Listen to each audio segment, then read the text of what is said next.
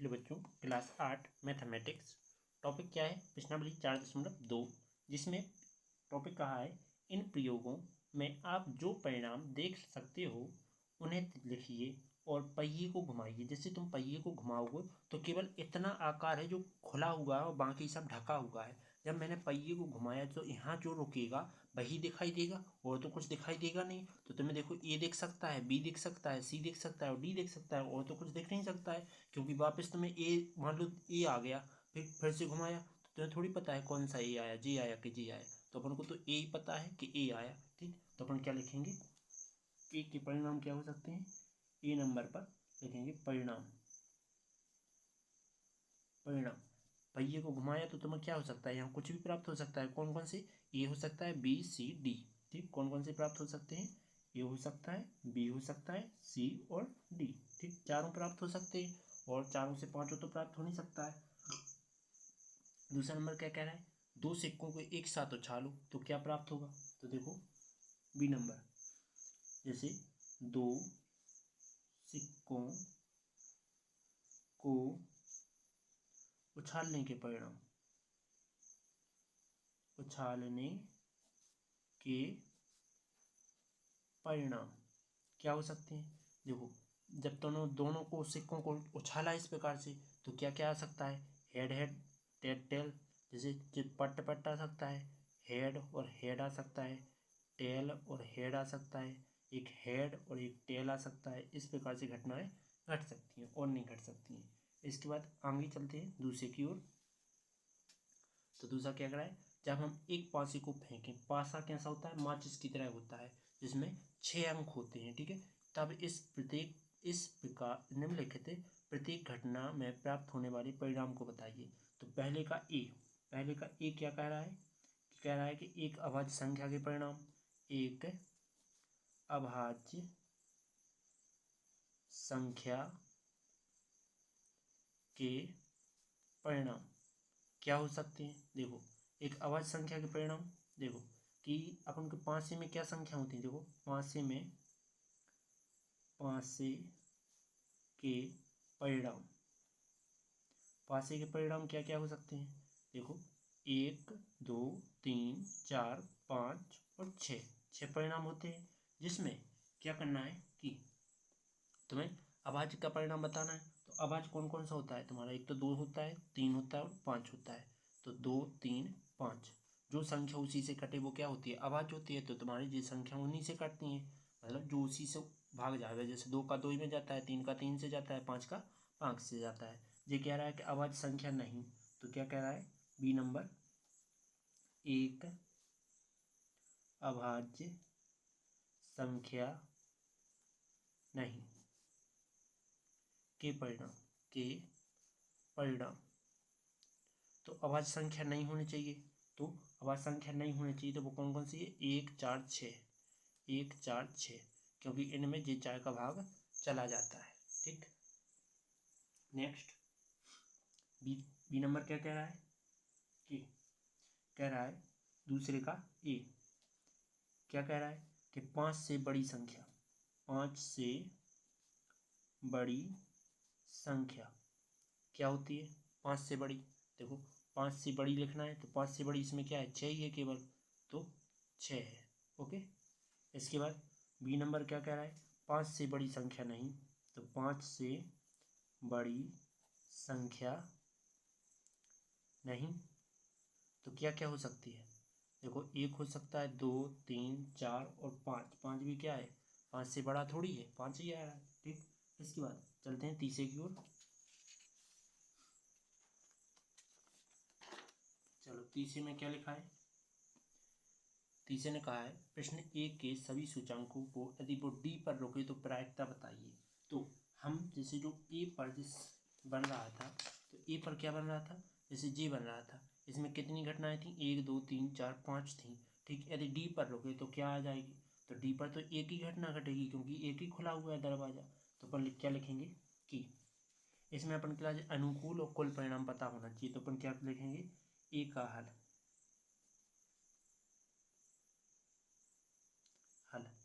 ठीक, तो ए का हल क्या आ जाएगा कि अपन लिखेंगे यदि पहिया, यदि पहिया कहाँ रुके, डी पर हो, डी पर हो तो अनुकूल परिणाम, अनुकूल परिणाम क्या हो सकते हैं, परिणाम क्या क्या आएगा, डी पर रुकेगा तो डी एक ही है, परिणाम कितना है, एक ही है, तो एक परिणाम घटेगा। इसके बाद क्या लिखेंगे, कुल परिणाम कितने हैं, कुल परिणाम, कुल परिणाम कितने हैं, देखो 5 है, कौन कौन सा, A B C, double time है ए बी सी और डी, कितने हो रहा है टोटल, 5 हो रहा है। ठीक, तो प्रायिकता का फॉर्मूला क्या होता है, प्रायिकता, प्रायिकता क्या कहता है, प्रायिकता का फॉर्मूला होता है कि अनुकूल परिणाम, अनुकूल परिणाम बटे कुल परिणाम। तो अनुकूल क्या है, अनुकूल 1 है और कुल है कितने हैं, 5। ओके, आगे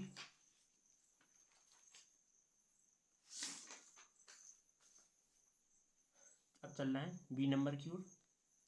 तो तीसरे का बी क्या कह रहा है, अच्छी तरह से फेंटी हुई एक 52 ताशों की एक गड्डी है जिसमें इक्का आने की प्रायिकता बताना है। तो एक ताश की गड्डी में कितने इक्के होते हैं, 4 इक्के होते हैं। तो अपन क्या लिखेंगे, लिखेंगे कि ताश के कुल पत्ते 52 होते हैं।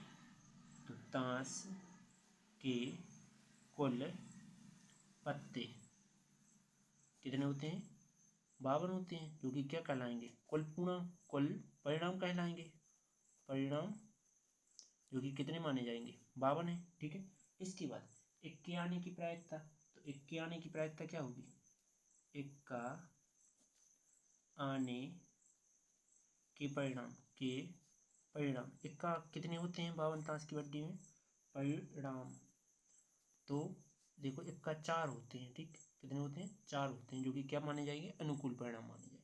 तो आप लिखेंगे प्रायिकता, प्रायिकता, प्रायिकता बराबर क्या हो जाएगी, हमेशा छोटी संख्या ऊपर, बड़ी संख्या नीचे। ठीक है, तो 4 से काट दो, 4 एकम 4, 4 तेरह चौरम, सॉरी 4 तेरह 52, 13 चौके 52 होते हैं। ठीक, इस प्रकार से आ गया। इसके बाद चलते हैं तीसरे के सी की ओर। क्या कह रहा है, एक लाल सेब प्राप्त करने के लिए प्रायिकता ज्ञात कीजिए। तो लाल को किससे, रेड से दर्शाएगा, तो 1 2 3 4 है रेड, और कुल घटनाएं कितनी है, 7 है। तो अपन लिखेंगे सी नंबर में, लाल सेब की घटना, लाल सेब की घटना क्या हो जाएगी, लाल सेब की घटनाएं कितनी है, देखो 1 2 3 4, तो 4 है सेब।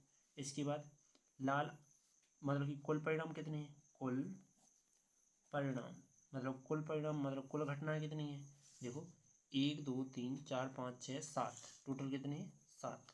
तो प्रायिकता ज्ञात कर देंगे, प्रायिकता हमेशा छोटी ऊपर बड़ी नीचे, तो 4/7, यही तुम्हारा आंसर। अगला टॉपिक, तो चौथे नंबर की ओर चलते हैं। इसको थोड़ा जूमिंग कर देते हैं।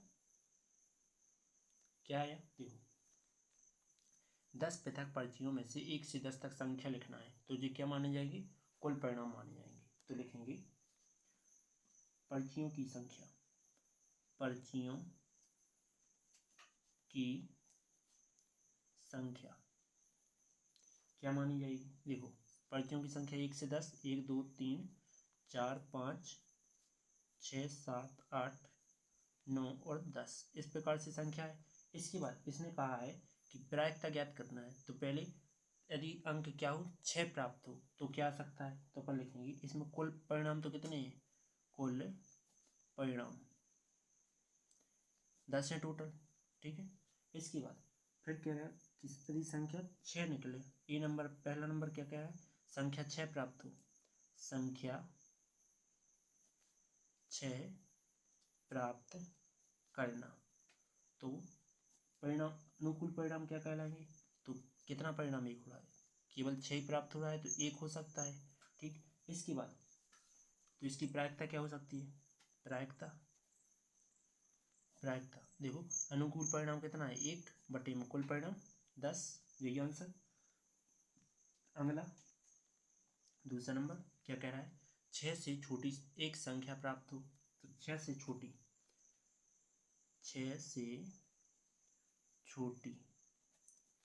एक संख्या प्राप्त करना। तो देखो ये कुछ ये अनुकूल परिणाम कहलाएंगे, लेकिन 6 से छोटी 1 से लेकर 5 तक की कौन भी प्राप्त हो सकता। तो 1 2 3 4 और 5 टोटल अंक कितने हैं 5 हैं। घटनाएं कितनी घट रही 5। तो अपन क्या लिखेंगे प्रायिकता कितनी आ जाएगी। देखो कुल परिणाम 10 है, अनुकूल 5 है, अनुकूल बटे कुल 5 एकम 5 5 दूना 10 1/2। इसके बाद अगला तो ये क्या कह रहा है 6 से बड़ी एक संख्या।